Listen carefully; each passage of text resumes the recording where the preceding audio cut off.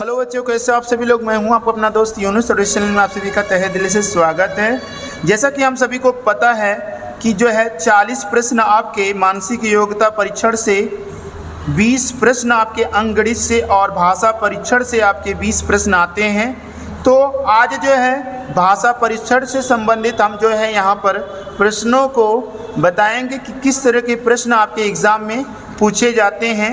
तो यहाँ पर पिछले वर्ष का जो है हमारे पास पेपर है, इस पेपर में बहुत अच्छे से दर्शाया गया है। चलिए देख लेते हैं। यहाँ पर देखेंगे भाषा परीक्षण में सबसे पहले यहाँ पर आप लोगों को एक चीज़ दिमाग में रख लेना है कि आपका जो है प्रश्न अनुच्छेद से संबंधित पूछेगा। यानी कि ये अनुच्छेद 1, अनुच्छेद 2, अनुच्छेद 3 और ये अनुच्छेद 4 अनुच्छेद होंगे। 4 अनुच्छेद में हर अनुच्छेद से कितने प्रश्न पूछे जाएंगे? 1, 2, 3, 4 और 5 प्रश्न पूछे जाएंगे। पांचों प्रश्नों के उत्तर आप लोगों को देने हैं। तो 5 एकम 5, 5 दूना 10, 5 तीन 15 और 5 चौक को 20, यानी कि 20 प्रश्न आपके इसी अनुच्छेद से देना होता है। लेकिन एक चीज़ अपने दिमाग में एक चीज़ रख लीजिएगा, वो भी क्या चीज़, जो है अनुच्छेद में जो प्रश्न पूछे जाते हैं उसमें जो है कुछ प्रश्न तो आपके, जैसे मान लेते हैं ये अनुच्छेद दिया गया है, इसको जो है पढ़ने के बाद इसमें से कुछ क्वेश्चन को तो आप लोग इससे छांट कर निकाल कर लोगे। लेकिन कुछ प्रश्न ऐसे होंगे जो कि आपके हिंदी व्याकरण से प्रश्न पूछे जाएंगे। तो हिंदी व्याकरण में जो कि आपका प्रश्न पूछा जाता है, तो यहाँ पर आपको बताने की कोशिश करेंगे कि यहाँ पर हिंदी व्याकरण में क्या क्या क्वेश्चन पूछे जाते हैं। इसमें आपके संज्ञा से प्रश्न पूछे जाते हैं, ठीक है।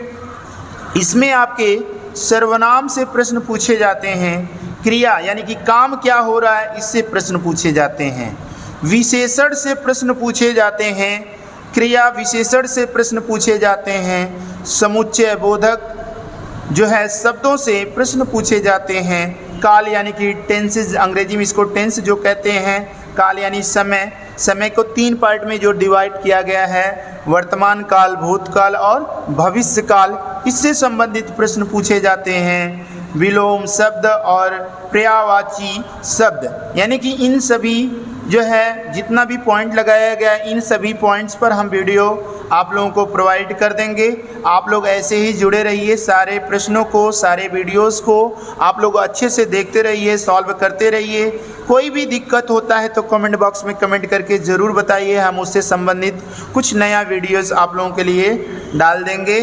फिलहाल जो है हिंदी व्याकरण में ये जो टॉपिक है, इन टॉपिक पर हम जो है अगले वीडियो में लेकर आएंगे।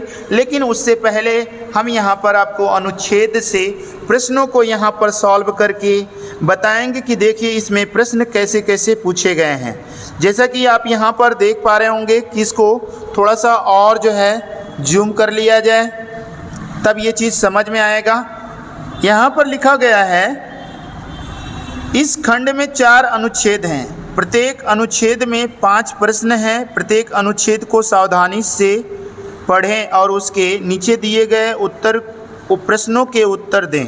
प्रत्येक प्रश्न के 4 संभावित उत्तर दिए गए हैं, जिनकी क्रम जो है A, B, C और D है। इनमें से केवल एक ही उत्तर सही है, फिलहाल वो तो राइट है।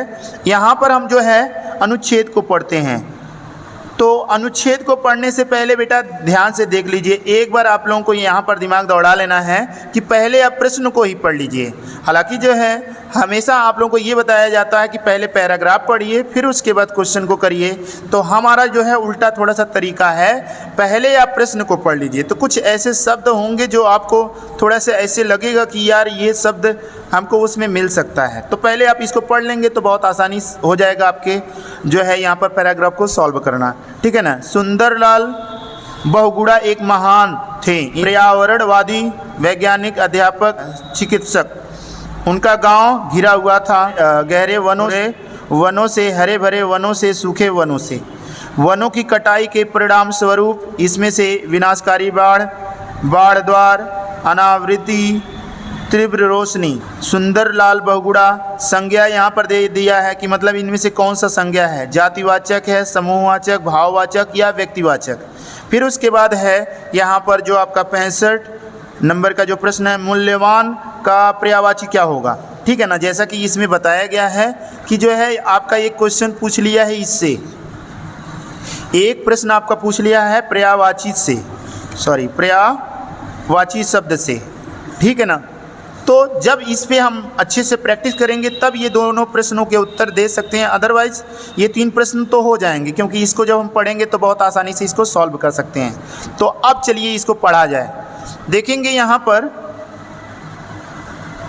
आपने वादी और सामाजिक कार्यकर्ता सुंदरलाल बहुगुणा के बारे में अवश्य सुना होगा, ठीक है ना। तो अब देखिए ये प्रश्न का उत्तर आपको मिल गया। पहले वाले प्रश्न, सुंदरलाल बहुगुणा एक महान क्या थे भाई, यहाँ पे महान है पर्यावरणवादी। तो बताओ पहला ऑप्शन राइट होगा कि नहीं होगा, यानी 61 का आपका ए वाला राइट है। ऐसे ही प्रश्नों को करना है बेटा।